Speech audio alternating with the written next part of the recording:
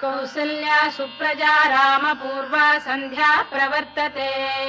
उत्तिष्ठ नरशार्दूल कर्तव्यं दैवमाह्निकम् कौसल्या सुप्रजा रामपूर्वा सन्ध्या प्रवर्तते उत्तिष्ठ नरशार्दूल कर्तव्यं दैवमाह्निकम् उत्तिष्ठोत्तिष्ठ गोविन्द उत्तिष्ठ गरुडध्वज उत्तिष्ठ कमलाकान्ता त्रैलोक्यं मङ्गलं कुरु उत्तिष्ठोत्तिष्ठ गोविन्द उत्तिष्ठ गरुडध्वज उत्तिष्ठ कमलाकान्ता त्रैलोक्यं मङ्गलं कुरु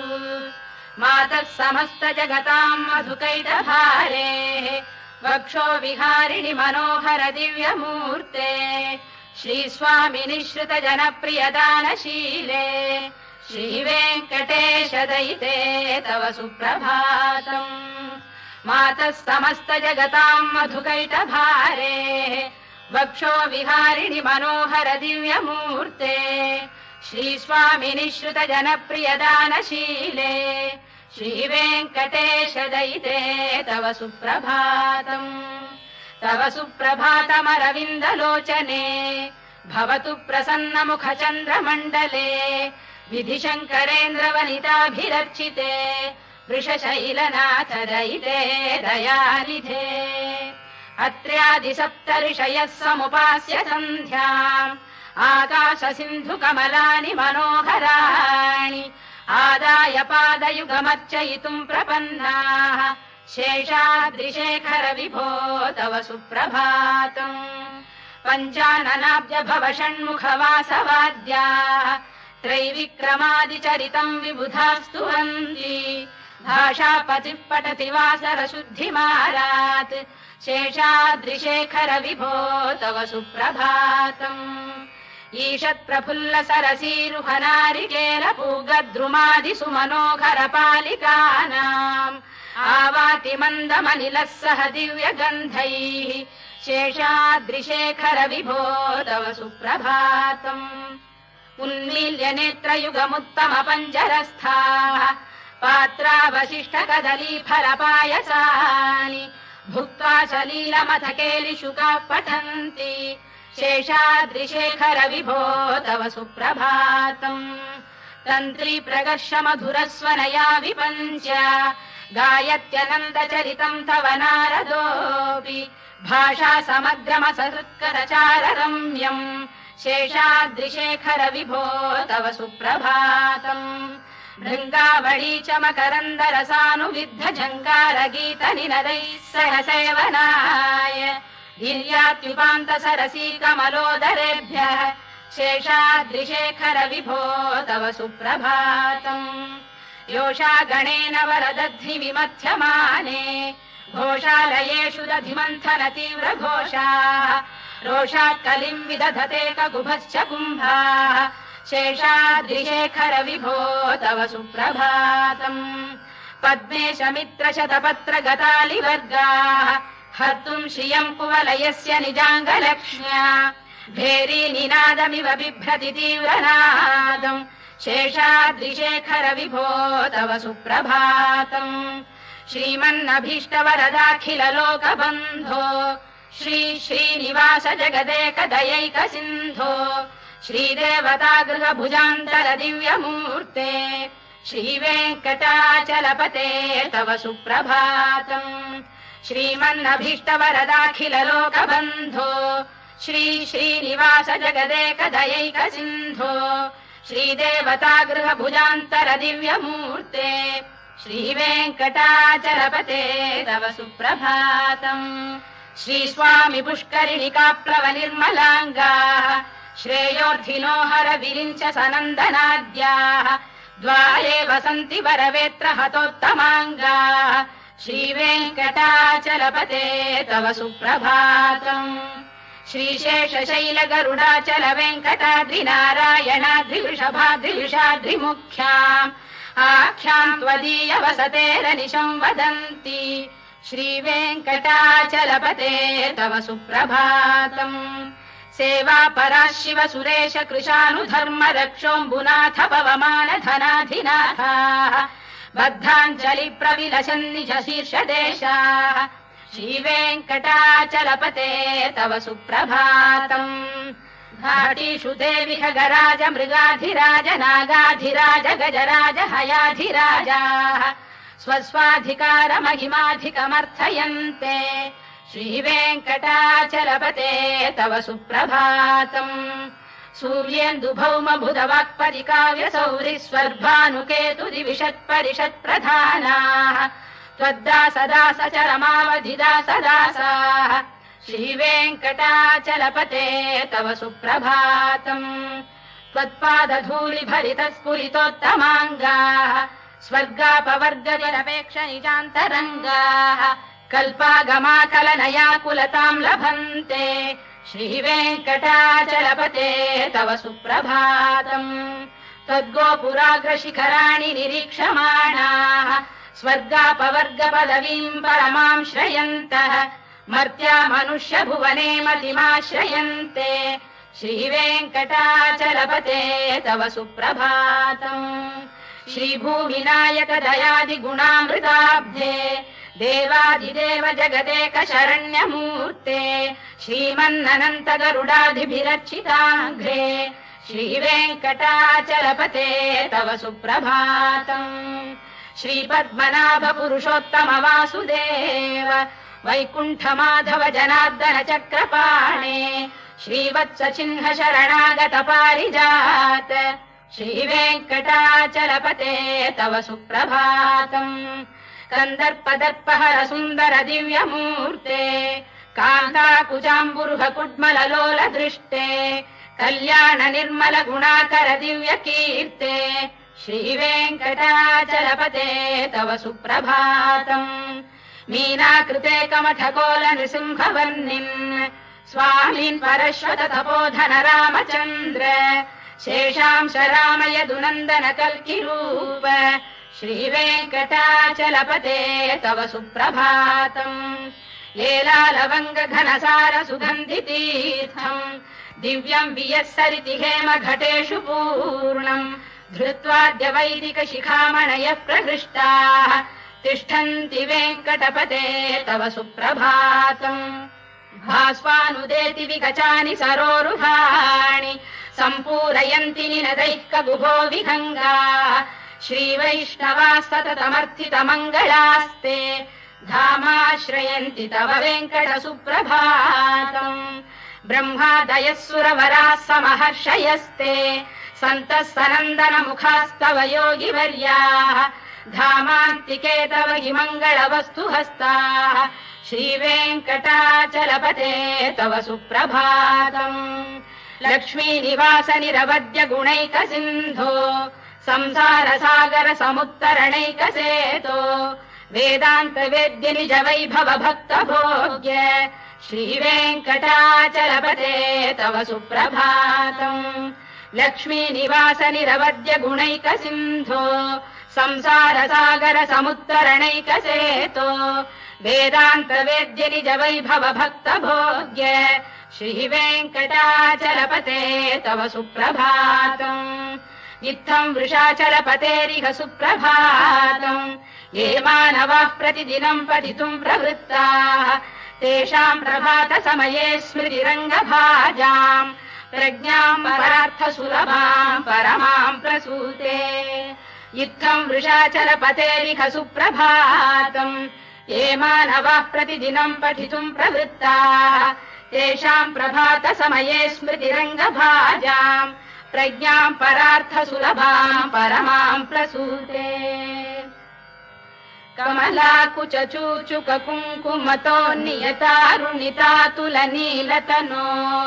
कमलायतलोचन लोकपते विजयी भव वेङ्कटशैलपते कमलाकुच चूचुक कुङ्कुमतो नियतारुणितातुल नीलतनो कमलायतलोचन लोकपते विजयी भव वेङ्कटशैलपते चतुर्मुख षण्मुख पञ्चमुख प्रमुखाखिल दैवत मौलिमणे शरणागत वत्सल सारनिधे परिपालय माम् वृषशैलपते अतिवेलतया तव दुर्विषहैरनुवेलकृतैरपराधशतैः भरितम् त्वरितम् वृषशैलपते परया कृपया परिपाहि हरे अधिवेङ्कटशैलमुदारमतेर्जनदाभिमताधिकदानरतात् परदेवतया गदितान्निगमै कमलादयितान्न परम् कलये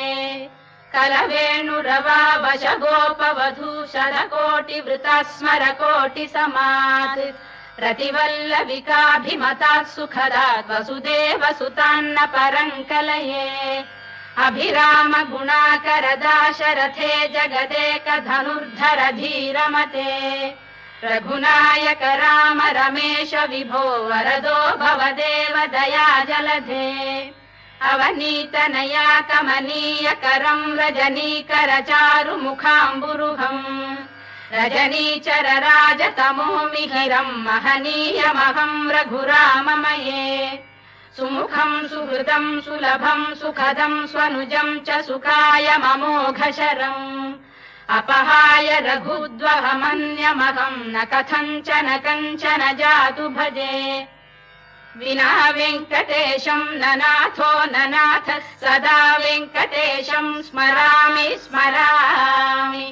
हरे वेङ्कटेश प्रसीद प्रसीद प्रियम् वेङ्कटेश प्रयच्छ प्रयच्छ विना वेङ्कटेशम् ननाथो ननाथः सदा वेङ्कटेशम् स्मरामि स्मरामि हरे वेङ्कटेश प्रसीद प्रसीद प्रियम् वेङ्कटेश प्रयच्छ प्रयच्छ अहम् दूरतस्ते पदाम्भोजयुग्म प्रणामे क्षयागत्य सेवाम् करोमि सकृत्सेवया नित्यसेवा फलम् त्वम् प्रयच्छ प्रयच्छ प्रभो वेङ्कटेश अज्ञानिना मया दोषान् शेषान् विहितान् हरे क्षमस्वत्वम् क्षमस्वत्वम् शेषशैलशिखामणे अज्ञानिना मया दोषान् शेषान् विहितान् हरे क्षमस्वत्वम् क्षमस्वत्वम् शेषशैलशिखामणे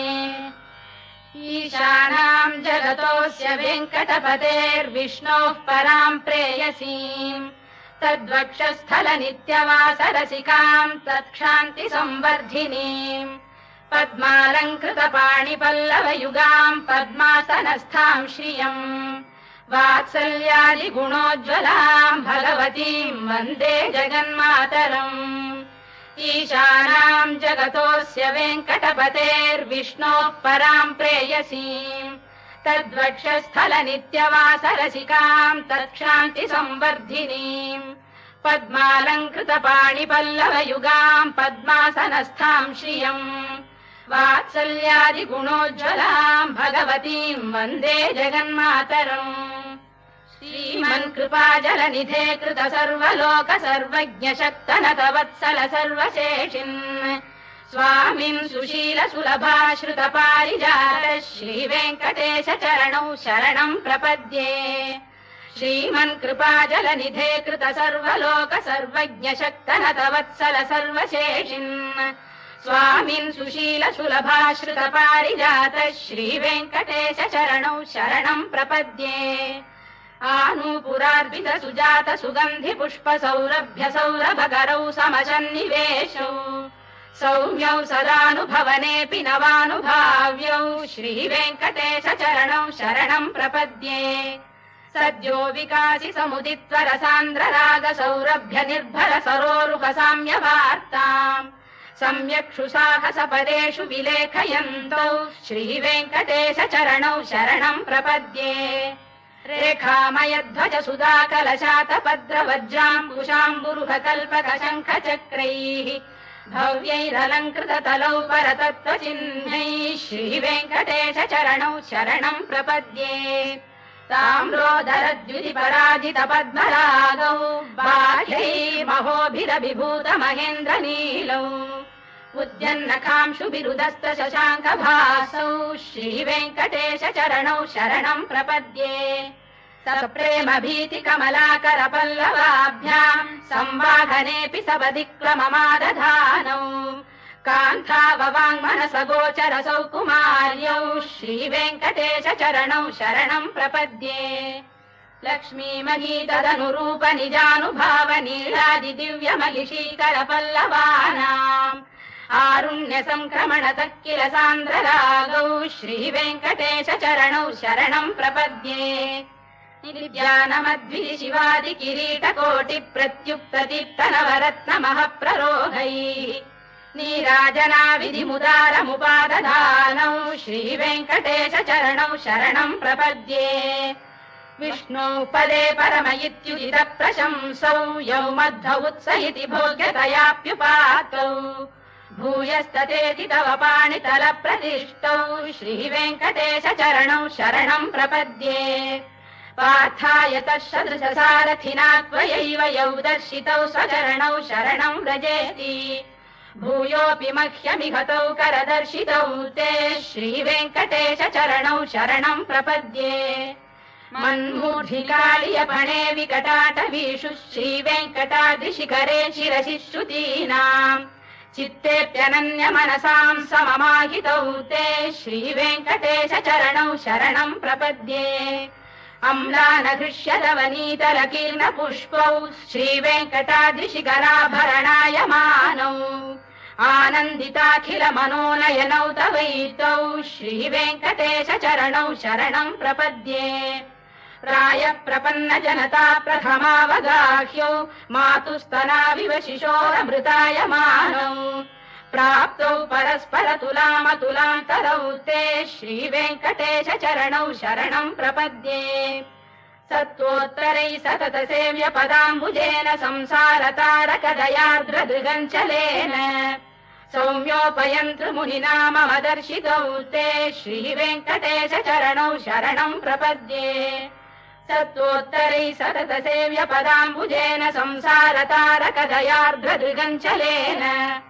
सौम्योपयन्तृमुनिना मम दर्शितौ ते श्रीवेङ्कटेश चरणौ शरणं प्रपद्ये श्रीशश्रिया घटिकया त्वदुपाय भावे प्राप्ये त्वयि स्वयमुपेय दया स्फुरन्त्या नित्याश्रिताय निरवद्य गुणाय तुभ्यम् स्यां किङ्करो वृषगिरीश न जातु मह्यम् श्रीशश्रिया घटिकया त्वदुपाय भावे प्राप्ये त्वयि स्वयमुपेय दया स्फुरन्त्या नित्याश्रिताय निरवद्य गुणाय तुभ्यम् स्यां किङ्करो वृषगिरीश न जातु मह्यम् श्रियकान्ताय कल्याण निधये निधयेऽर्थिनाम् श्रीवेङ्कटनिवासाय श्रीनिवासाय मङ्गलम् श्रियकान्ताय कल्याण निधये निधयेऽर्थिनाम् श्रीवेङ्कटनिवासाय श्रीनिवासाय मङ्गलम् लक्ष्मी सविभ्रमालोक सुभ्रू विभ्रम चक्षुषे चक्षुषे सर्वलोकानां वेङ्कटेशाय मङ्गलम् श्रीवेङ्कटाद्रिशृङ्गाग्रमङ्गलाभरणाङ्ग्रये मङ्गलानां निवासाय श्रीनिवासाय मङ्गलम् सर्वावयव सौन्दर्य सम्पदा सर्वचेतसाम् सदा सम्मोहनायास्तु वेङ्कटेशाय मङ्गलम् नित्याय निरवध्याय सत्यानन्द चिदात्मने सर्वान्तरात्मने श्रीमद्वेङ्कटेशाय मङ्गलम् स्वतः सर्वविदे सर्वशक्तये सर्वशेषिणे सुलभाय सुशीलाय वेङ्कटेशाय मङ्गलम् परस्मै ब्रह्मणे पूर्णकामाय परमात्मने प्रयुञ्जे परतत्त्वाय वेङ्कटेशाय मङ्गलम् आकालतत्त्वमश्रान्तमात्मनामनुपश्यताम् अतृप्त्यमृतरूपाय वेङ्कटेशाय मङ्गलम् प्रायः स्वचरणौ पुंसाम् शरण्यत्वेन पाणिना कृपयाधिशते श्रीमद्वेङ्कटेशाय मङ्गलम् दयामृततरङ्गिण्यास्तरङ्गैरिव शीतलैः अभाङ्गैः सिञ्चते विश्वम् वेङ्कटेशाय मङ्गलम् श्रद्भूषाम्बरहेतीनाम् सुषमावकमूर्तये सर्वार्तिशमनायास्तु वेङ्कटेशाय मङ्गलम् श्रीवैकुण्ठविरक्ताय स्वामि पुष्करिणीतटे रमया रममाणाय वेङ्कटेशाय मङ्गलम् श्रीवैकुण्ठविरक्ताय स्वामि पुष्करिणीतटे रमया रममाणाय वेङ्कटेशाय मङ्गलम् श्रीमत्सुन्दरजामातृमुनिमानसवासिने सर्वलोकनिवासाय श्रीनिवासाय मङ्गलम् मङ्गलाशासनपरैर्मदाचार्य पुरोगमैः सर्वैश्च पूर्वैराचार्यैः सत्कृतायास्तु मङ्गलम्।